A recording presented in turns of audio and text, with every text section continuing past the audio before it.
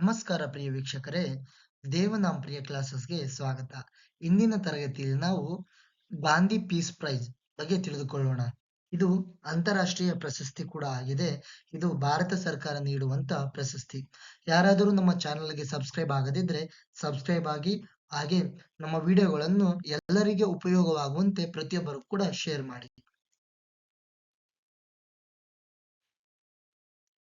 ನೋಡಿ, international Gandhi peace prize ಇದು 1995ರಲ್ಲಿ ಸ್ಥಾಪನೆಯಾಯಿತು. ಕಾರಣ ಏನಂದ್ರೆ ಅಂದಿಗೆ ಮಹಾತ್ಮ ಗಾಂಧೀಜಿಯವರ 125ನೇ ಹುಟ್ಟು ಹಬ್ಬದ ಕಾರಣವಾಗಿ 1995ರಲ್ಲಿ ಗಾಂಧಿ ಶಾಂತಿ ಪ್ರಶಸ್ತಿನ ಸ್ಥಾಪನೆ ಮಾಡಲಾಗಿದೆ. ಇದನ್ನು ಯಾರಿಗೆ ಕೊಡ್ತಾರಪ್ಪ ಅಂದ್ರೆ ಸಮಾಜ ಮತ್ತು ಆರ್ಥಿಕ ರಾಜಕೀಯವಾಗಿ ಯಾರು ಶಾಂತಿಯಿಂದ ಕೆಲಸ ಮಾಡಿರ್ತಾರಲ್ಲ, ಗಾಂಧಿ ವಿಚಾರಧಾರೆಯನ್ನು ಒಳಗೊಂಡು ಯಾರು ಈ ಕೆಲಸ ಮಾಡ್ತಾರಲ್ಲ ಅವರಿಗೆ ಈ ಪ್ರಶಸ್ತಿನ ನೀಡ್ತಾರೆ.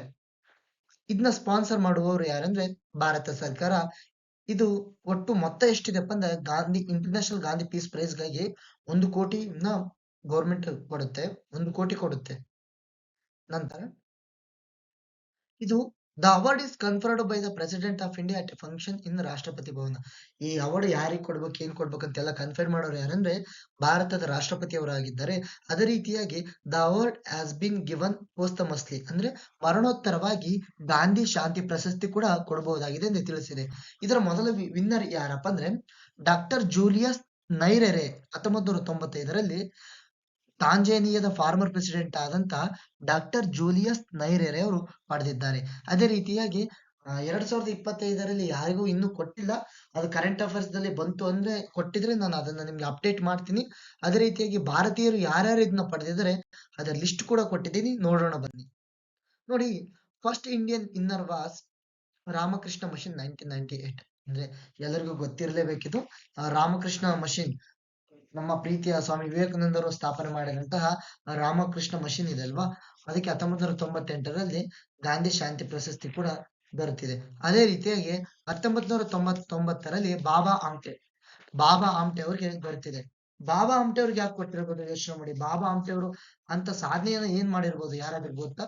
ನೋಡಿ, ಬಾಬಾ ಆಮ್ಟೆ ಅವರು ಏನ್ ಸಾಧನೆ ಮಾಡಿದ್ದಾರೆ ಅವ್ರ ಬಗ್ಗೆ ಕೂಡ ಪರ್ಫೆಕ್ಟ್ ಆಗಿ ತಿಳಿಬೇಕಾಗಿದೆ. ಇಲ್ಲಿ ನೋಡ್ತಿದ್ರಲ್ಲ, ಇವ್ರು ಬಾಬಾ ಆಮ್ಟೆ ಅವರು ಸೆಕೆಂಡ್ ಇಂಡಿಯನ್ ವಿನ್ನರ್ ಆಗಿದ್ದಾರೆ. ಇವ್ರಿಗೆ ಯಾಕೆ ಕೊಟ್ರಂದ್ರೆ 1990ರಲ್ಲಿ ನರ್ಮದಾ ಬಚಾವೋ ಆಂದೋಲನ ಮೇಧಾ ಪಾಟ್ಕರ್ ಜೊತೆಗೂಡಿ ಇವ್ರು ಮಾಡ್ತಾರೆ, ಅದಕ್ಕೋಸ್ಕರ ಕೊಡ್ತಾರೆ. ಅದಷ್ಟೇ ಅಲ್ಲ, ಆನಂದವನ ಅಂತಂದು ನಾಗ್ಪುರದಲ್ಲಿ ಇವ್ರು ಕೂಡ ಸ್ಥಾಪನೆ ಮಾಡ್ತಾರೆ. ಇವರಿಗೆ ಮಾಡರ್ನ್ ಗಾಂಧಿ ಆಫ್ ಇಂಡಿಯಾ ಅಂತ ಕರೀತಾರೆ. ಯಾರು ಕರೆದದ್ದು? ಮೇಧಾ ಪಾಟ್ಕರ್ ಅವರು ಬಾಬಾ ಆಮ್ಟೆಗೆ ಮಾಡರ್ನ್ ಗಾಂಧಿ ಆಫ್ ಇಂಡಿಯಾ ಅಂತ ಕರೀತಾರೆ. ಓಕೆ. ಅದೇ ರೀತಿಯಾಗಿ ನಂತರ 2002ರ ಭಾರತೀಯ ವಿದ್ಯಾಭವನ 2002ರ ಭಾರತೀಯ ವಿದ್ಯಾಭವನಕ್ಕ ಈ ಪ್ರಶಸ್ತಿ ದೊರೆಯುತ್ತೆ. ಇದನ್ನು ಸ್ಥಾಪನೆ ಮಾಡಿದವರು ಯಾರಪ್ಪ? ಭಾರತೀಯ ವಿದ್ಯಾಭವನ ಕೆ.ಎಂ. ಮುನ್ಷಿ ಅವರು ಸ್ಥಾಪನೆ ಮಾಡಿದ್ದಾರೆ. ಅದೇ ರೀತಿಯಾಗಿ 2013ರಲ್ಲಿ ಚಂಡಿ ಪ್ರಸಾದ್ ಭಟ್ ಅವ್ರಿಗೆ ದೊರೆತಿದೆ. ಯಾಕಪ್ಪ? ಇವ್ರು ಏನ್ ಮಾಡಿದ್ದಾರೆ ಅಂದ್ರೆ ದಾಶೋಲಿ ಗ್ರಾಮ ಸ್ವರಾಜ್ಯ ಸಂಘನ ಇವ್ರು ಸ್ಥಾಪನೆ ಮಾಡ್ತಾರೆ. ಗೋಪೇಶ್ವರ ಒಳಗ ದಶೋಲಿ ಗ್ರಾಮ ಸ್ವರಾಜ್ಯ ಸಂಘನ ಸ್ಥಾಪನೆ ಮಾಡ್ತಾರೆ. ಅದೇ ರೀತಿಯಾಗಿ ಚಂಡಿ ಪ್ರಸಾದ್ ಭಟ್ ಅವರು ಚಿಪ್ಪು ಮೂವ್ಮೆಂಟ್ ನಲ್ಲಿ ಕೂಡ ಭಾಗಿಯಾಗಿದ್ದಾರೆ. ಅದು ಕೂಡ ಗೊತ್ತಿರಲಿ, ಚಿಪ್ಪು ಮೂವ್ಮೆಂಟ್ ನಲ್ಲಿ ಕೂಡ ಭಾಗಿಯಾಗಿದ್ದಾರೆ. ಅದಕ್ಕೋಸ್ಕರ ಚಂಡಿ ಪ್ರಸಾದ್ ಭಟ್ ಅವರಿಗೆ 2013ರಲ್ಲಿ ದೊರೆತಿದೆ. ಅದೇ ರೀತಿಯಾಗಿ 2014ರಲ್ಲಿ ನಮ್ಮ ಭಾರತೀಯ ಹೆಮ್ಮೆ ಆದಂತ ISRO, Indian space research organisation ಅವರು ಕೂಡ ಗಾಂಧಿ ಶಾಂತಿ ಪ್ರೈಸ್ ದೊರೆತಿದೆ. ಅದೇ ರೀತಿಯಾಗಿ 2015ರಲ್ಲಿ ವಿವೇಕಾನಂದ ಕೇಂದ್ರ 2015ರಲ್ಲಿ ದೊರೆತಿದೆ. ಇದು ಕನ್ಯಾಕುಮಾರಿ ಒಳಗೈತೆ. ವಿವೇಕಾನಂದ ಕೇಂದ್ರ ಹೆಡ್ ಕ್ವಾರ್ಟರ್ ಕನ್ಯಾಕುಮಾರಿ ಒಳಗಿದೆ. ಅಲ್ಲಿ ಏನ್ ಮಾಡ್ತಾರೆ ಅಂದ್ರ ಹಿಂದೂ ಸ್ಪಿರಿಚುವಲ್ ನ ಅಲ್ಲಿ ಏನೇನಿದೆ ಅಲ್ಲ ಪ್ರತಿಯೊಂದನ್ನು ಕೂಡ ಅಲ್ಲಿ ಬೋಧನೆ ಮಾಡ್ತಾರೆ. ಎಲ್ಲಿ? ವಿವೇಕಾನಂದ ಕೇಂದ್ರ ಒಳಗ. ಅದೇ ರೀತಿಯಾಗಿ 2016 ಒಳಗ ಅಕ್ಷಯ ಪಾತ್ರ ಫೌಂಡೇಶನ್. ಈ ಅಕ್ಷಯ ಪಾತ್ರ ಫೌಂಡೇಶನ್ ಎಲ್ಲಿದೆ? ಇಸ್ಕಾನ್ ಬೆಂಗಳೂರು ಇದೆ ಅಲ್ವಾ, ಅದೇ ಈ ಅಕ್ಷಯ ಪಾತ್ರ ಫೌಂಡೇಶನ್. ಇವ್ರು ಏನ್ ಮಾಡಿದ್ದಾರೆ ಅಂದ್ರೆ ಮಿಡ್ ಡೇ ಮೀಲ್ ನ ಲಾಂಚ್ ಮಾಡಿದ್ದಾರೆ. ಮಿಡ್ ಡೇ ಮೀಲ್ ನ ಅಕ್ಷಯ ಪಾತ್ರ ಫೌಂಡೇಶನ್ ಅವರು 2002ರಲ್ಲಿ ಲಾಂಚ್ ಮಾಡಿದ್ದಾರೆ. ಅದೇ ರೀತಿಯಾಗಿ ಸುಲಭ ಇಂಟರ್ನ್ಯಾಷನಲ್ ಅಂತಂದು 2016ರಲ್ಲಿ ಗಾಂಧಿ ಶಾಂತಿ ಪ್ರಶಸ್ತಿ ಕೂಡ ಇವರಿಗೆ ದೊರೆತಿದೆ. ಇದು ಸುಲಭ ಇಂಟರ್ನ್ಯಾಷನಲ್ ಸ್ಟಾರ್ಟ್ ಮಾಡಿದವರು ಯಾರಪ್ಪ ಅಂದ್ರೆ ಇವರು ಬಿಂದೇಶ್ವರ್ ಪಾಠಕ್ ಅವರು, ಬಿಹಾರದವ್ರು ಇವರು. ಯಾಕಪ್ಪ ಇವ್ರಿಗೆ ದೊರೀತಂದ್ರೆ Sulabh international museum of toilets new Delhi ಒಳಗಿದೆ.